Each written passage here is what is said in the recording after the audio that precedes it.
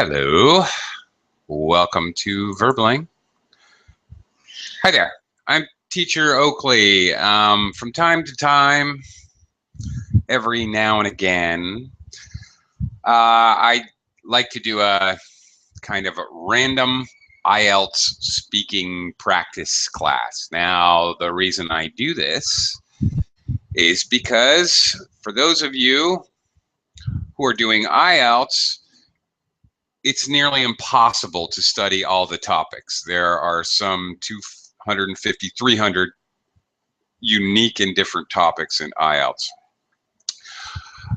By the way, this class is perfectly appropriate for anyone who would like to practice speaking English. It's not too difficult. I'm just going to give you recent questions that were posed in very recent, very recent, last few weeks. IELTS questions based on, with topics from very recent questions. The reason I do this is because the IELTS standardized International English Language Test, which people use to get visas for Canada and Australia, New Zealand, and also to get into English-speaking universities, they update or change their questions and their topics quite frequently, every few months. 3 months, I think. Not 100% sure on that, but in any case, they frequently update their topics. Now, it's impossible to study every possible IELTS topic because they recycle old ones and they introduce new ones all the time.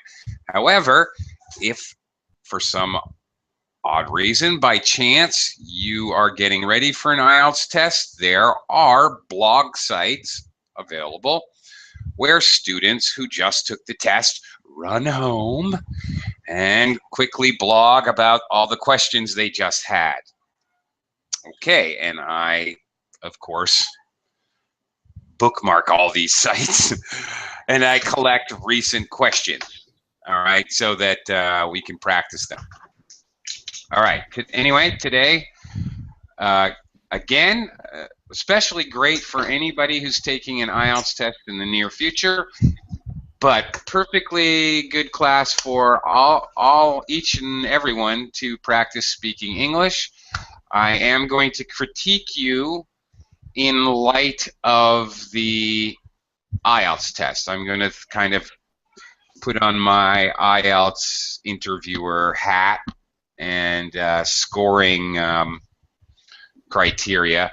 So I will kind of critique it a little bit in the light of the IELTS, but I will be very critical and ask you questions. We'll take turns in the class, however, whoever shows up for students, and then I'll give you feedback.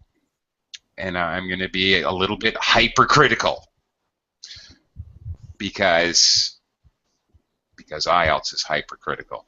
Okay, Alejandro, hello. Hello, teacher. Hi there. Welcome back. Nice to see you again. And I would also like to welcome Javier. Hello, are you hearing me? I can hear you. Yes, sir. Loud and clear. You're good. Welcome to the class. Thank you. Thank you. And I would also like to welcome Elena. Hello, Elena. Hello, Clay. Hello. How are you? Pretty good. How are you doing? Fine. Fine. I'm great. Good. Glad to hear it. Terrific. Okay, we're gonna look at recent IELTS questions, and we're gonna start off with part one. We'll jump around. We'll try all the parts of the test, and we're gonna look at some recent questions that were posed in Sofia. That's right, Sofia, Bulgaria, and just a couple weeks ago, or actually a week and a half ago, in a test, week and a half or 2.5 weeks, I'm not sure. Was held very recently, so some kind of new questions, a few new questions here I've never seen before. So again, IELTS is always introducing new material. So let's test it. Let's take it for a test drive. Hello, Nader. Hi. Hi again. Hi. Sorry, I will not be able to stick around till the end of this class. I'm going to work, but just wanted to see. Okay. Okay. Okay, let's start with some part one questions. Now, first of all, I want to say that in IELTS, the only topic that you do know is the first topic. Well, the first thing is they ask your name, and I suppose you all know the answer to that question. Secondly, they're going to ask, do you work or do you study? And then talk a little bit about describing your work or your study. This is standard issue. You always get this question in IELTS. Frequently, they will ask about where you live. Okay.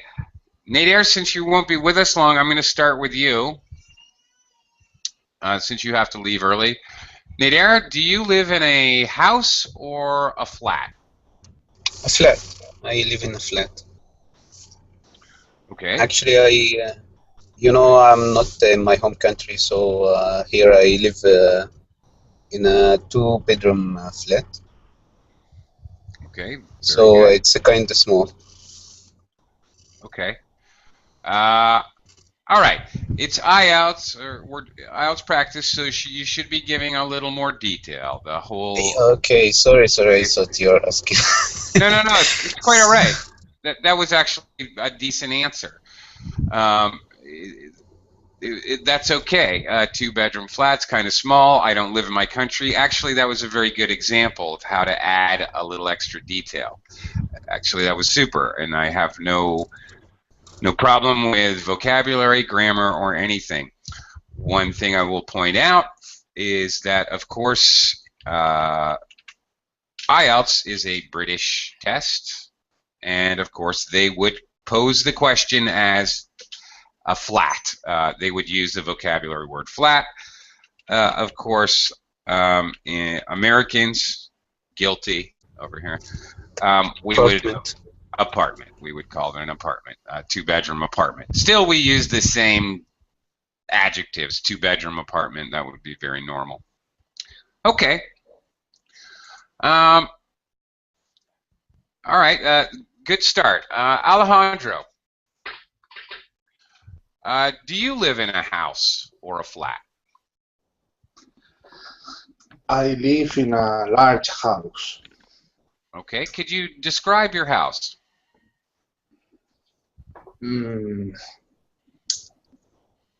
My house is.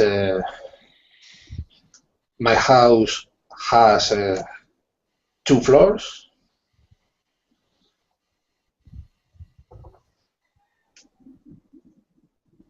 A yard.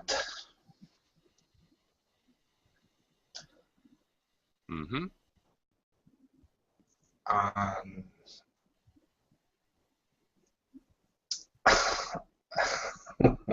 don't know. Imagine that I'm going to buy your house for $1 million. Oh. Make it sound good. Then it would have a large garden with many trees and a big garage. Okay.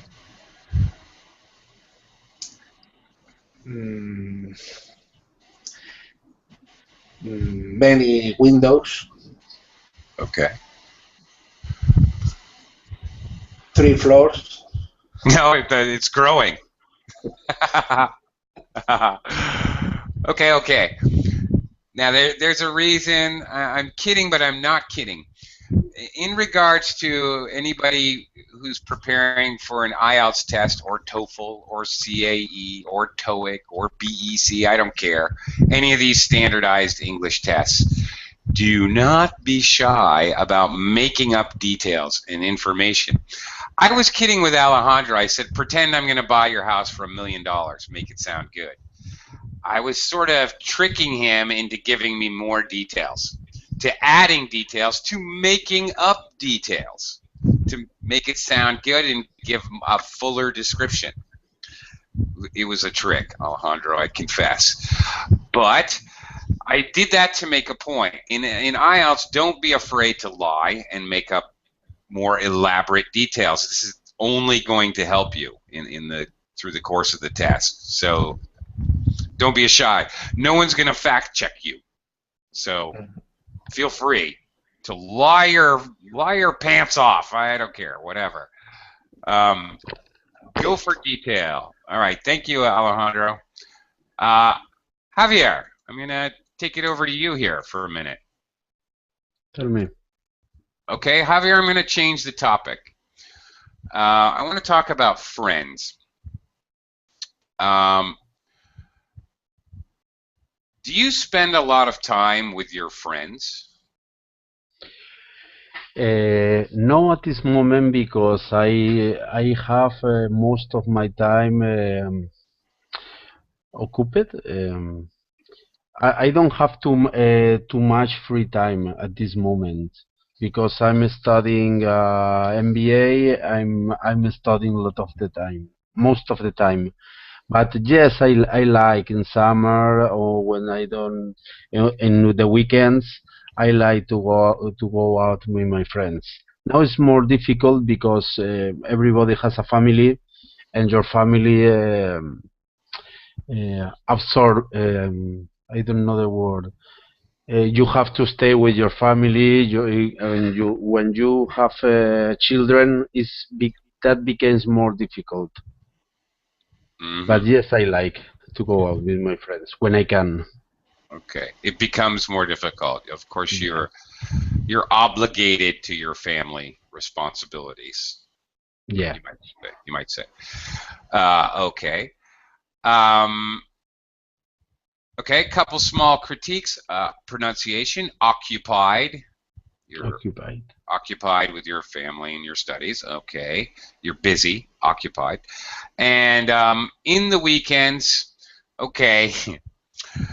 Now, British say at the weekend. At the weekends, yeah. I had a problem with prepositions. Yeah. Well, this is a problem for everyone, not just you, because British say at the weekend, no S, and Americans say on the weekends with an S. So Americans use on and British use at, and they don't cross over very often. But neither one of us use in. Okay. Okay.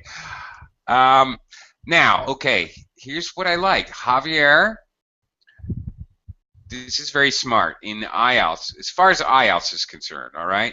He gave me detail, and he did that by breaking the question kind of in half. Well, he doesn't get to spend much time because he's very busy, and he explains why he's busy. And then he talks about, but once in a while when he has time on the weekends, he likes to hang out with his friends when that's possible. Okay, that's a great technique. Break the question into two parts, and then you have two things to talk about, which means you have twice as much to say, you use twice as much sentence structure, you use twice as much vocabulary, and you can give a lot more detail. Really simple way to do that. In IELTS, when they ask a very direct question, like a yes or no question, or a very direct question, when do you go to the movies? Okay, which seems to have a very simple and direct answer. A technique which forces you to brainstorm in two directions, like Javier did.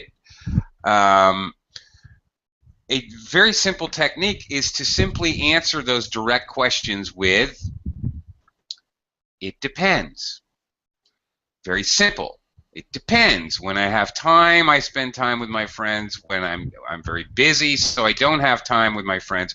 You could do what Javier did, and it basically forces your brain to talk about two things. You have to brainstorm two separate elements to the question, two separate responses.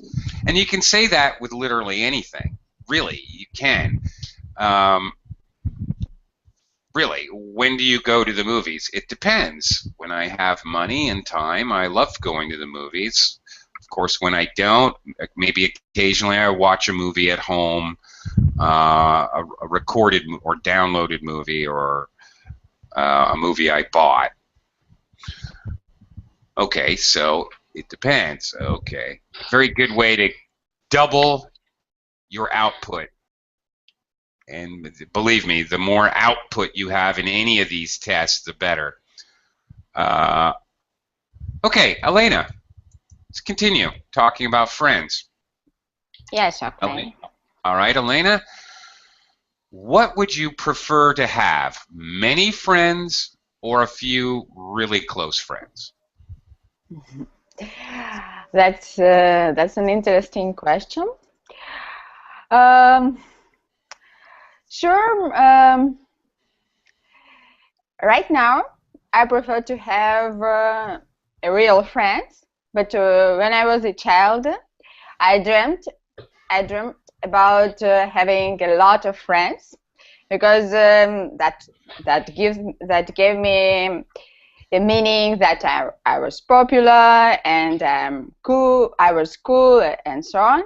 But during the time, I understand that having a lot of friends, it's not important. It's important to have a real friends who will who is ready to help me in any time, who is ready to speak with me, who is ready to discuss my problems sometimes, and who could be happy with me in the time when I'm happy. So I believe that it's important to have a real friend, and I prefer to spend my spare time with my real friends. And fortunately, I have someone. Well, good. Okay, all right. Nice approach. Now, it's very common in IELTS to get a preference question. In TOEFL, the second question is always a preference question. Which one would you choose and why? So these types of questions are very common in actually all of the standardized English tests. Now, of course, it's obvious that you have two things to talk about when you have a preference question, and you should. So they're making it automatic. You have two different things to talk about. Interestingly, Elena broke it down even further and talked about those things in reference to as a child and many friends, and now and close friends. Very good. It was a nice way to organize it, and it also helped you add some extra information like time indicators and adverbs, which is great, which is going to help your score. Okay. Okay, let me, a little feedback. When I was a kid, I had many friends. It had a meaning of I was popular. Okay, let me give you another way to say that. It gave me a feeling. Yeah, maybe that's better. Of being popular. Okay, of being popular and yeah, well, popular. I don't know. It gave me a feeling. It is better because really it's just a feeling, and yeah, sure. it's really not real. And we all go through that when we're young. Okay, right. Okay. Now, okay. Another interesting thing that happened here, which was not incorrect, which is actually very good. You talked about friend, you said a friend, and then you said friends. So you were going back and forth with subject and object nouns, making it singular and then plural. which was not a problem until you introduced the relative pronoun who. I want to have a friend. I want to have friends who is. Wait a minute. I want to have friends who are. This is interesting because who can act as a relative pronoun for both singular or plural. I want to have a friend who is honest. I want to have friends who are honest. Yeah. Right. So you got to be careful matching matching this relative pronoun. What are you talking about, a singular or a plural? Because it could be either. Who. Okay. And then the other thing, you were using present tense, who are or who is, whichever, whatever. And then you jumped into past tense, who could enjoy my happiness or something to that. Okay. So then suddenly you were talking present tense, I want to have, which was normal. I want to have a friend who is honest. Okay, that's now, that's a state, that's present tense for sure. And then who could is suddenly jumping back past tense. So that's a little. Yeah, that's a little strange. A little. Yeah. Okay. But it's still, how else would you say it, though? Actually, a friend who would enjoy my happiness. Yeah. I guess. In which case, we're talking about hypothetical. You know, we're would in the future. So we're still jumping verb tense. Maybe you don't have a choice there, actually. Okay.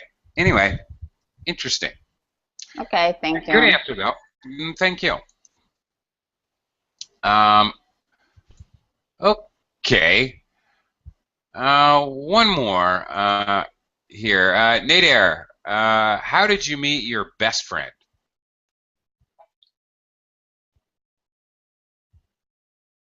Nader, are you there? Sorry, I will not be able to participate anymore. Okay. No problem. Sorry for that. It's okay. I'll go to Javier, who seems to be in the class twice. Oh, no. Yes, because my internet disconnected and I came back. All right. You appear to be cloned. Okay.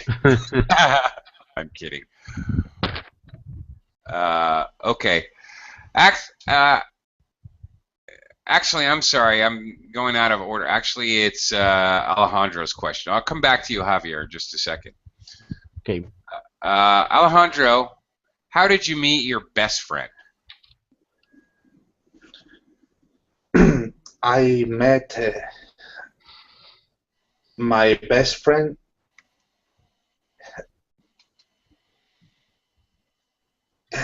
in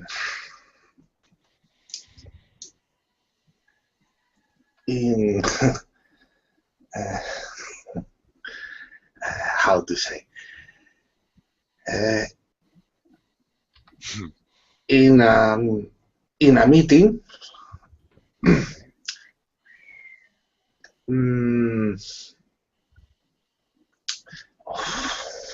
It's difficult. I'm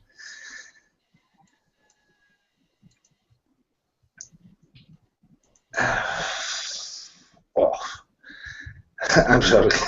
No. It's okay. Let me help you out here. Okay. Having problems brainstorming or coming up with the English words. All right. Here's what you can do. Here's one possible thing you can do. You're trying to come up with detail. All right. How did you meet your best friend? Okay. Where? In a meeting. Mm-hmm. When? Okay. When? Yeah, when. Okay. Yeah. 10 years ago. 10 years ago. What was the meeting about? About alcoholism. Okay, great. Super. Okay. All right. Why? Why did he become your best friend? Why did you connect?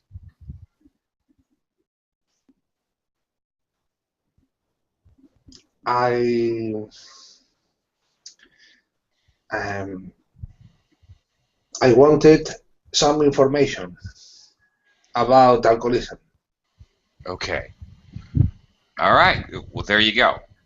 Okay, look at that. Just by answering the WH questions, brainstorming to yourself, okay, who, what, where, when, why.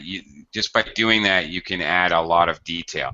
Sometimes in some of these questions, simply by asking why, like a child. Why is the grass green? Well, because of the chlorophyll. Why is there chlorophyll? Because it helps the grass to absorb energy from the sun. Why does it absorb energy from the sun? Because the plant needs to grow. Why does the plant need to grow? Because the plant needs to produce seeds to make more plants.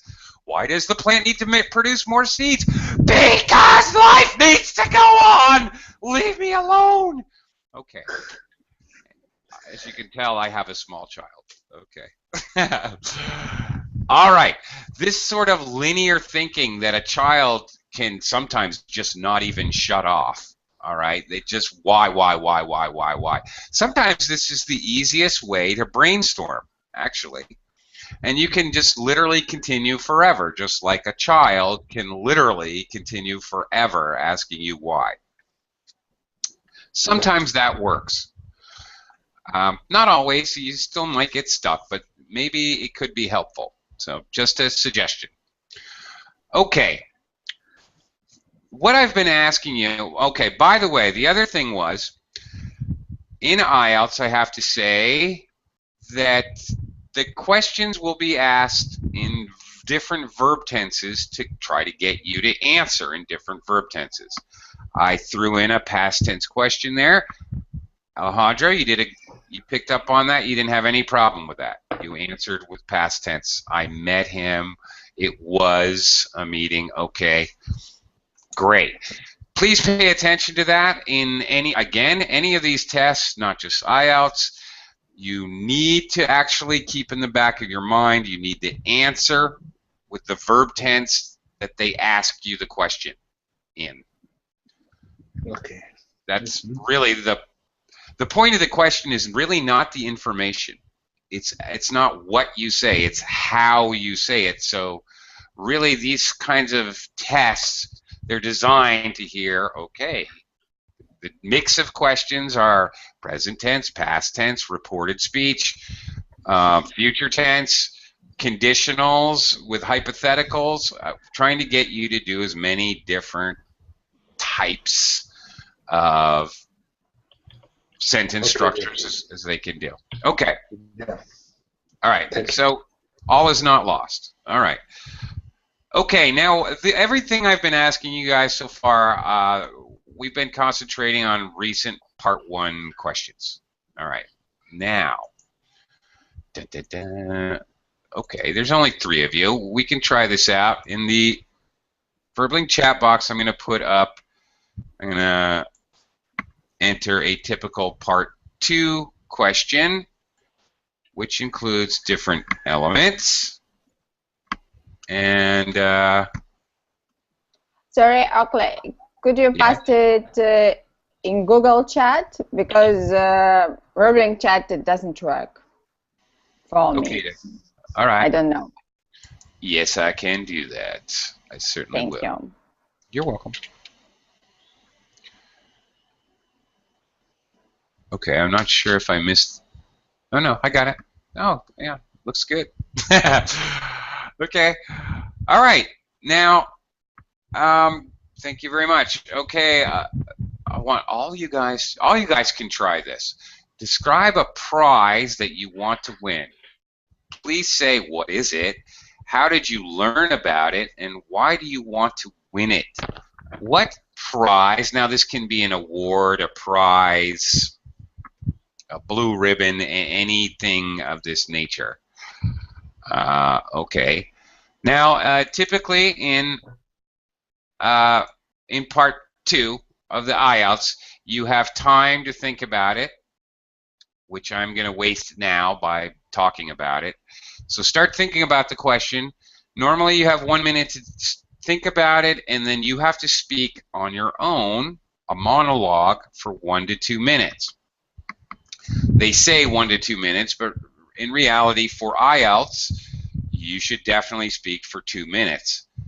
In fact, in every single test I know of, when they give you a time, you need to speak to that end of that time or you lose points. In TOEFL, in IELTS, in TOEIC, in CAE, in all of these, you need to speak as much as you possibly can. So when they say 1 to 2 minutes in IELTS, they really mean 2 minutes, or you lose points. They don't tell you you're going to lose points, but you do. Okay, Javier, describe a prize that you want to win. By the way, this is a totally new question I've never seen before in IELTS. Interesting. Describe a prize. A prize that you want to win. What is it? How did you learn about it? And why do you want to win it? A prize or an award? Award, yeah. You know, a prize can be, you know, the lottery or a Nobel Peace Prize or Academy Award or World Champion. Juggler. Okay, as I told you before, I'm studying an MBA. I am studying very hard because I want to improve professionally, and I like to be awarded as the best student of the program. If you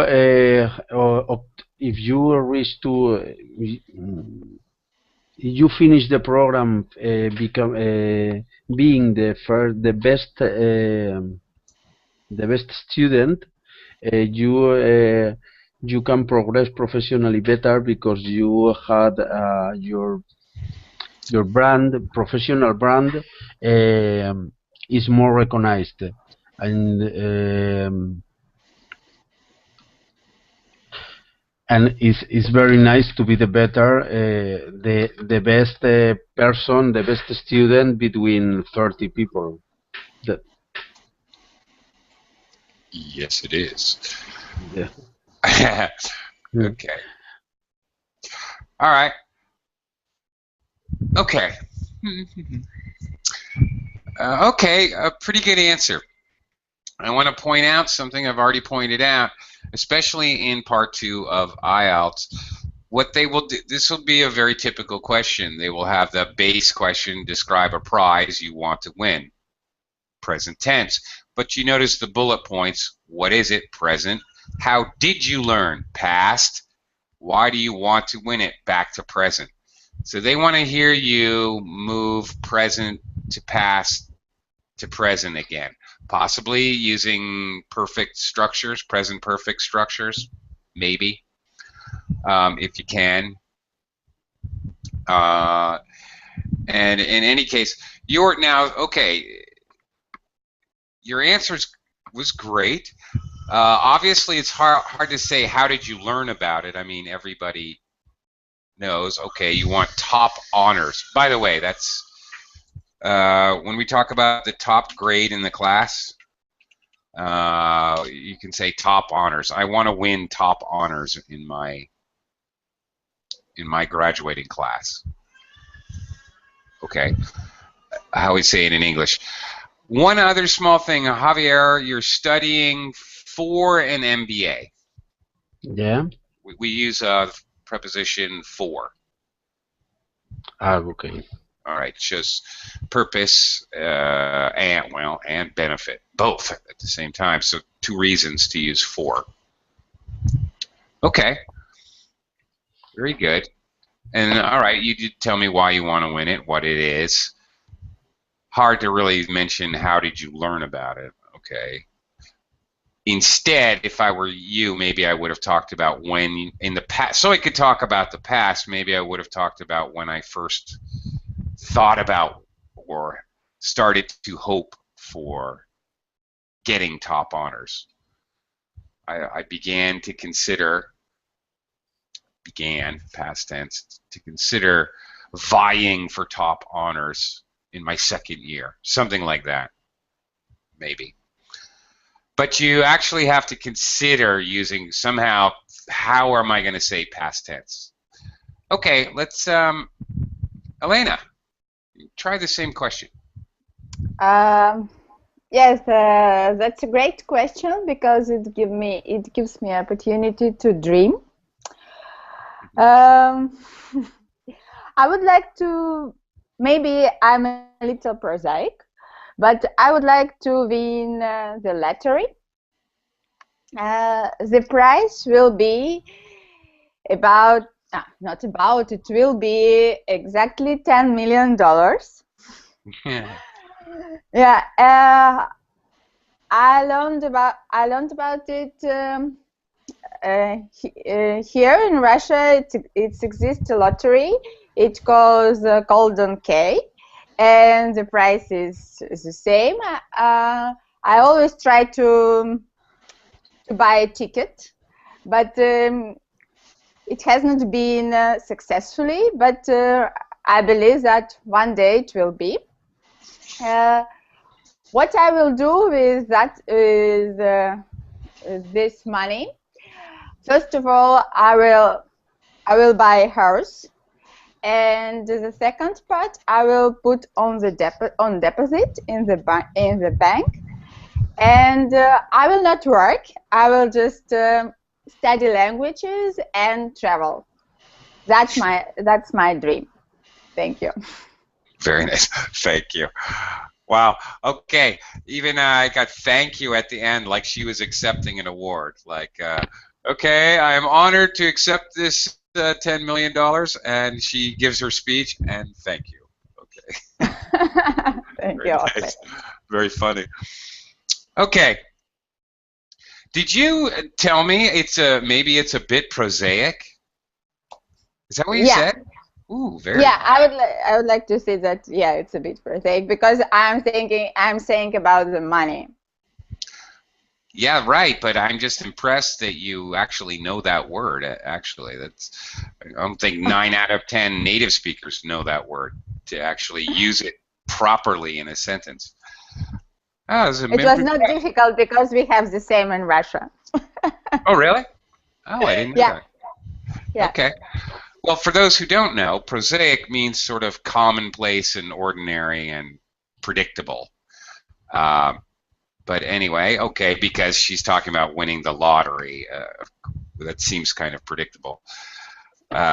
Sure, so completely appropriate. Okay, that was all very good. And I really had no grammar problems, and all right, it was actually very good because you were also talking about what you wanted to do in the future using sort of future forms and modals. So you're all over the place. Present, past, future. That's great. That's that's showing versatility in sentence structure and verb tense. That's terrific. Little feedback, couple small things. Yeah. Prize, make sure you're hitting the Z. I couldn't tell if you said price or prize. Okay, prize. Yeah, So price is different. It's a different thing. Sure. And also syllable spread. Reload. Syllable stress. Deposit. Deposit. Deposit. Yes, you will deposit the money in the bank account. So deposit. It has second syllable stress. Deposit. Yeah, that's it. Other than that, that was terrific. Okay. Very good. Thank you very much. Thank you. All right, you're welcome. Alejandro, why don't you try? Describe a prize you want to win. A prize. Or an honor, or an award, whatever. Alejandro, how about People Magazine's sexiest man in the world? Front cover. Honestly, I don't want to win any prize. Okay. It's bad for me. I prefer to be anonymous. Okay. Interesting. Well, that's an interesting answer. Okay. The problem with that answer is there's not a lot of detail you can give. Okay. You would have to explain for 2 minutes. Now you have to explain why you want to be anonymous.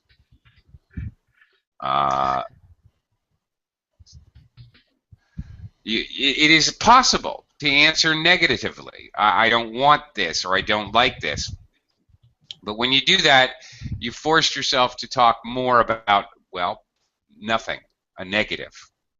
Mm-hmm. So you've made your job harder, actually. Again, you can always lie. It's, you know, when I tutor or coach IELTS and TOEFL and TOEIC students, I enjoy it because I have to encourage people to lie. Just lie. Lie more. It's good to lie. Which is fun for me. I feel like the devil or something. But it's true. Yeah, make things up. Really, there's no prize that you want to win? Nothing? No, because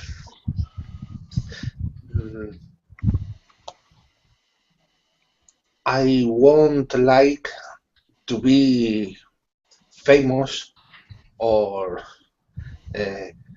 I'm important. I prefer to be anonymous. Okay. I want to live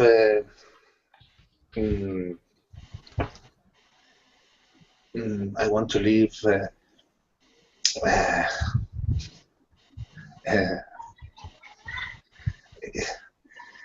give me a hand, please. I want to live. Give your hand. A quiet life. How about that? Okay. Quiet life. Yeah. Okay. Very good. Okay. All right. Again, it is not wrong to answer negatively, but you better be prepared to speak at length about why you don't want to do something. Elena? Elena, I just saw your message. Can you share with us? You had a terrible question about famous people. Yeah, okay. When you are talking about lying, the lying, the lying. Mm-hmm.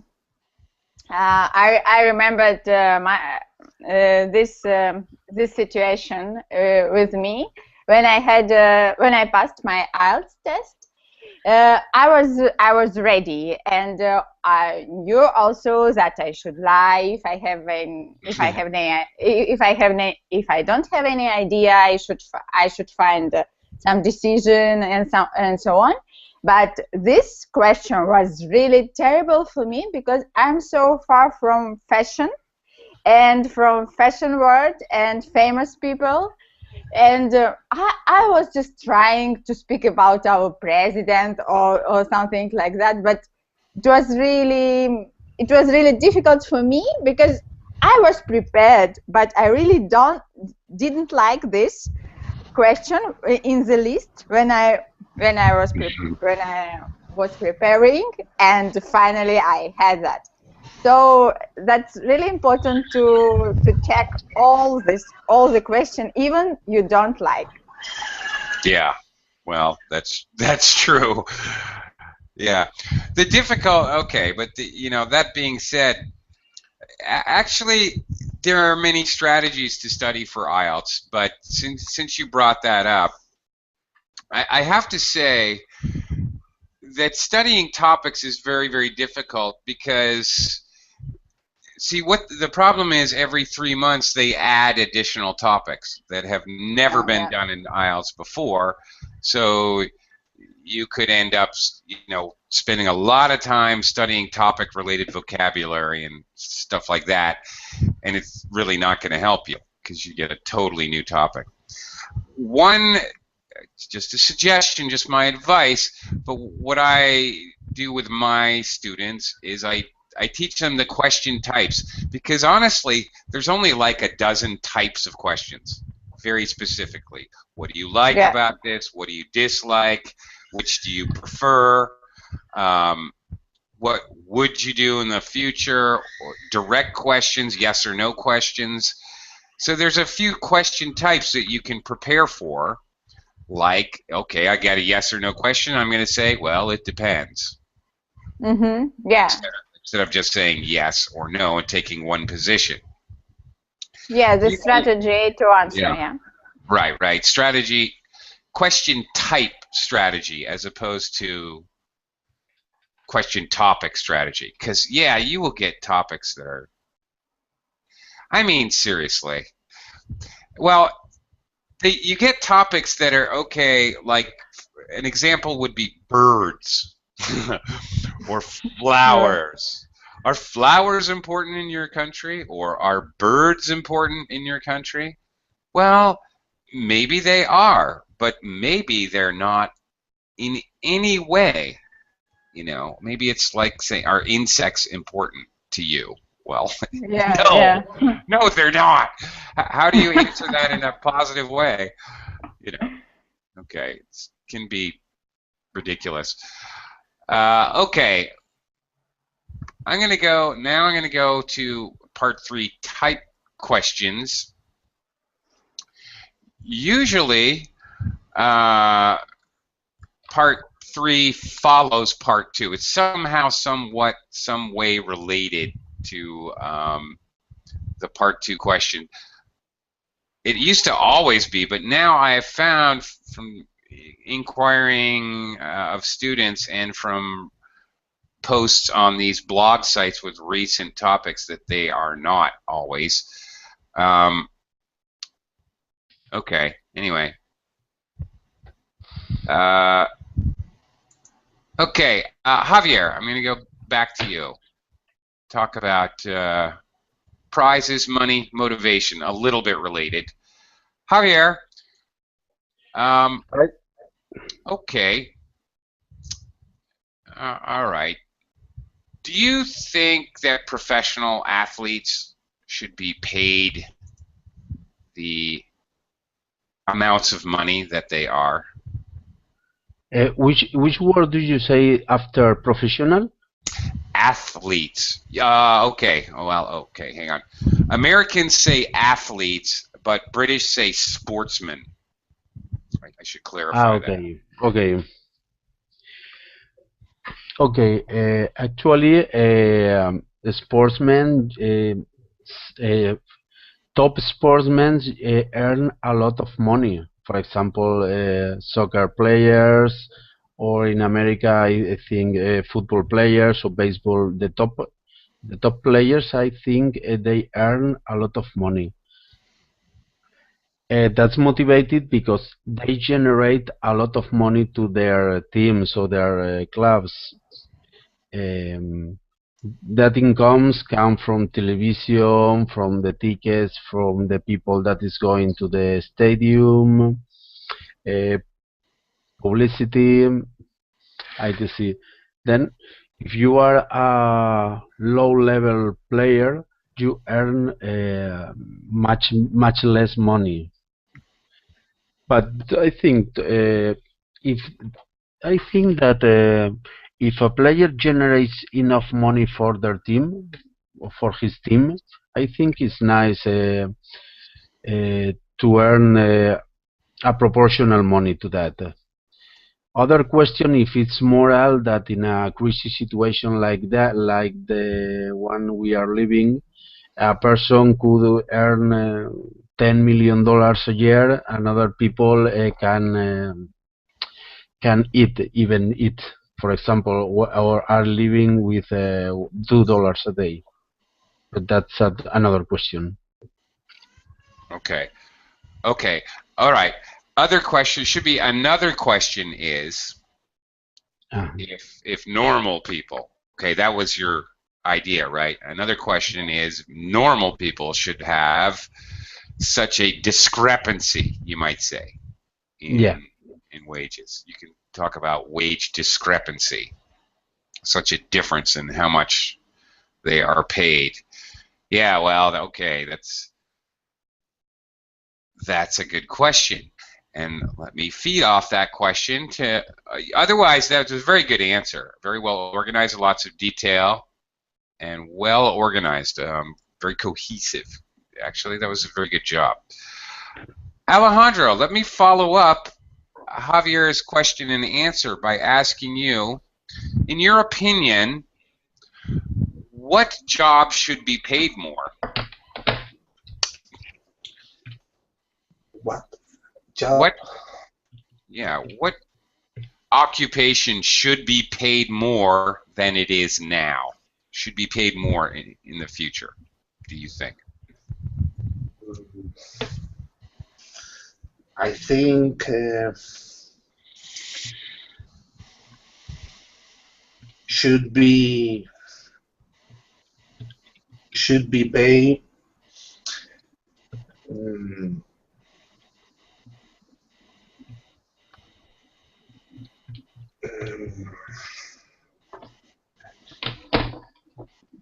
some job that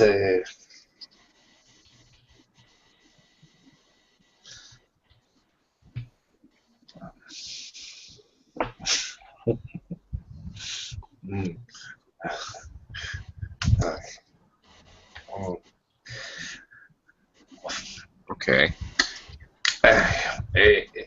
I am You're tongue-tied?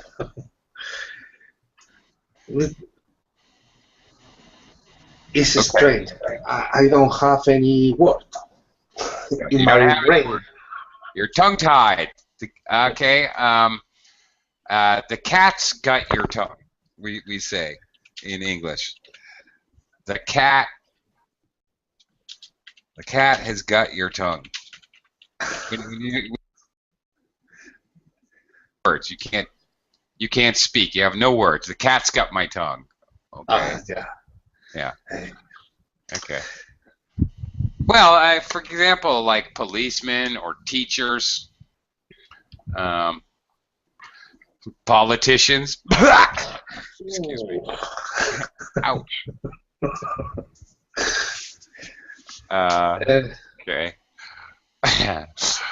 Emergency workers, firefighters. I don't know. Who should be getting paid more?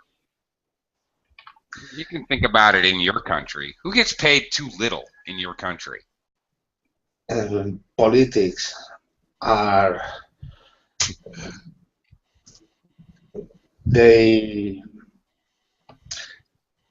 are well paid. Yeah. Because they steal very much. Yeah. Okay. Anybody goes to the jail.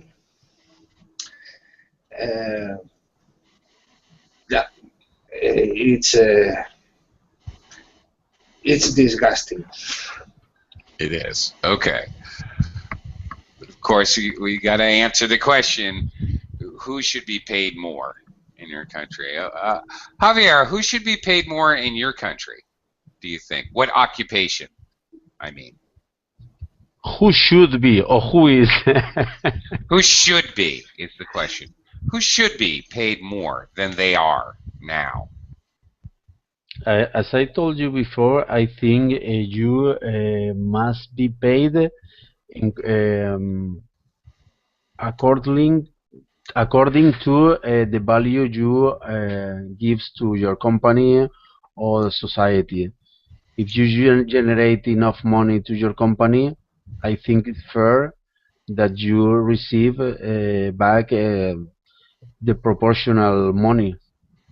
Mhm. If you don't, some people mm,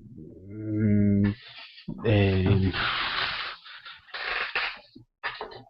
some people earn a lot of money, but as I told you, they generate it for the company. I Okay. think no, it's nice. It's okay. Finish. Yeah. Okay. All right. And then you got some difficulty there. What about teachers? You don't know what their work is going to generate until 20 years later. Yeah, but teacher, they generate benefits for the society, not only for Right. companies, as well Right. for society. No. You said that. I understood that. You did say that before, benefits to society. Yeah. But who measures what the benefit is? That's the problem. Ah, Or how much yeah, benefit? What yeah, it's of worth. course. Yeah, that's the problem. Yeah. Well, yeah. Sadly but true. Obviously, I think oil company people need a lot more money. Okay. Alejandro, thank you very much.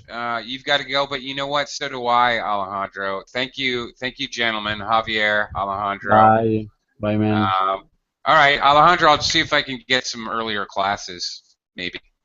But thank you very much, gentlemen. Hope you enjoyed the class, and I'll see you again next time here on Verbling. Bye.